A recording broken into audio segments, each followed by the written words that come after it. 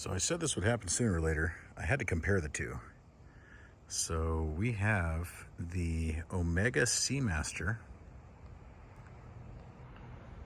220150 Planet Ocean here on my left, which is just a classic watch.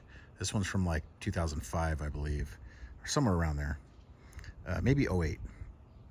But this is the first gen Planet Ocean, and I think it's the best one they ever made. Beautiful black, matte black dial. Nice, huge lume plots. Lume is incredible. Very, very bright. Then we have the Omega Seamaster 300M. Beautiful dial. Huge, tall lume plots, sword hands, master coaxial movement. So this has got the full balance bridge, 35 joules, I believe, or 39 joules, something like that. And then this one here, I believe is a 27 joule modified ETA 2892 with the coaxial, movement. So I believe it's the 2500C to be exact on this Planet Ocean, but both keeping excellent time. And I haven't had any problems with timing or anything on either of these watches. What I do like about the older Planet Oceans and older Seamaster models is they have a smaller helium escape valve, which that is something that bothers some folks on the Seamaster 300M. Doesn't bother me like too much, but honestly it's out of proportion with the crown. The crown is bigger compared to the older models, but if you look at that reverse cupcake, it doesn't look right to me. I think after wearing it for a while, I really think it should be more proportioned, like it is here on the Planet Ocean. But the Planet Ocean has really nice proportions, nice size crown. See how the crown is a little bit bigger than the helium escape valve. That's the way it should be. So this has the opposite. It looks like it has a bigger helium escape valve than the crown. I know that's a minor thing, but it does kind of bother me.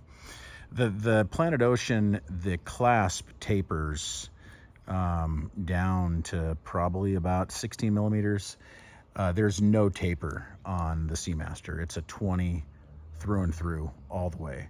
So you're talking 20 millimeter at the lug, all the way, or at the case, all the way to the bracelet, which is quite big. If you have other watches in rotation like this Seamaster, Planet Ocean and some others, you can really tell the difference. I mean, it's really nice to have the taper. It really is. And I'm not knocking the blue Seamaster here. I really love it, but it's just, I think that it's nice to have a taper. And something else to compare is the Planet Ocean here, first gen. It's a 50-hour power reserve.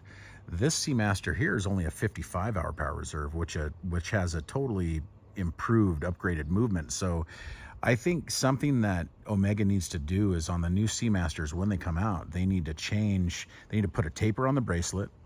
They need to change the crowns, and they also need to up the power reserve to probably 70 hours.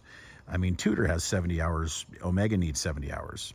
Maybe even go up to 80, Them being in the Swatch group, you have the Powermatic 80, which honestly isn't a very good movement from my experience, but 80-hour power reserve would be much better, and it would definitely, it'd be over Rolex or Tudor. So I think that's something that Omega needs to do.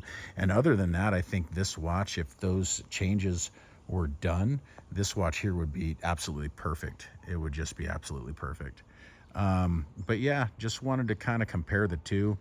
Out of these two, my favorite, honestly, is the Seamaster Professional Planet Ocean. It's really my favorite. It's definitely my favorite watch of all time. Even over the Submariner. I just love the dial. I love the look of it. Everything about it is just perfect, and it harkens back to the vintage Omegas, Seamasters back in the day, the 165024, I believe, to be exact. But just an amazing watch. But I like them both. I really do. I like them both. But if I was to sell one, it'd be this blue one right here. I would definitely sell it. I do like the smaller font on the bezel, on the rotating bezel on the Planet Ocean, over the bigger cartoonish font on the Seamaster 300. I just think it's It looks better, much better. So let's do a loom shot real quick, and then we can kind of close on this little comparison here. So the loom is incredible on both. Bigger loom plots on the 300M, but I think with those hands, the skeletonized hands, it's just not as legible. It's kind of blurry. There we go. As this one here, I just think that there's much more surface area on the Planet Ocean. But I mean, they're both great, and they're both evenly applied. They're super bright. Very good looking on both. I like the loom. So the rotating bezels, let's hear them. So let's see if I can, there we go. So on the 220150, very good action.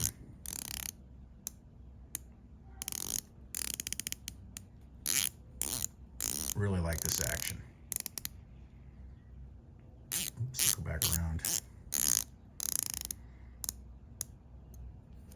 Now on the 300M,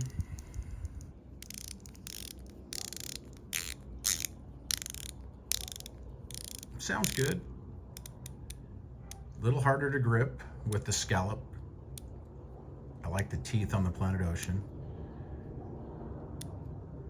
Oops. And see, it is easier to turn on the Planet Ocean.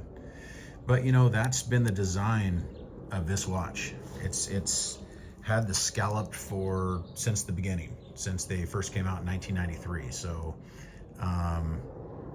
that's just how they are. And it's a beautiful watch, don't get me wrong, I love it. I mean, look at the movement. This is a gorgeous movement. It's a great looking watch. It's made very, very well. It's just, they need to do a couple little things just to trim it down, that's all. Put it on a little diet and it will be absolutely perfect. And I really like the glide lock style, you know, their version on the bracelet. You just push this in, pull it out. I really like that. I think that's awesome. It's just they need to trim this down. Trim it, just bring it in about 16 millimeters, maybe even 18 millimeters, 20 to 18. That would really help.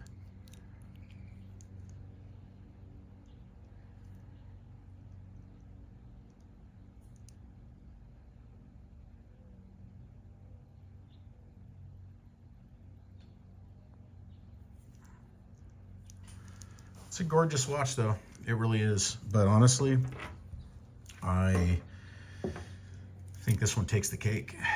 I really do. This one's really something.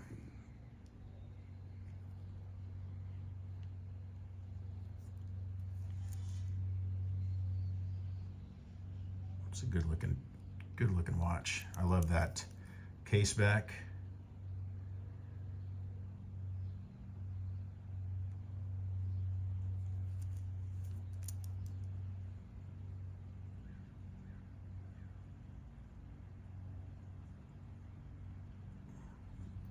Very good looking watch. Anyway, thanks for watching my little comparison between the vintage Omega Seamaster Planet Ocean 1st Gen and the current Seamaster 300M ceramic. Thank you so much. Please like and subscribe. I'll see you in the next one. Bye-bye.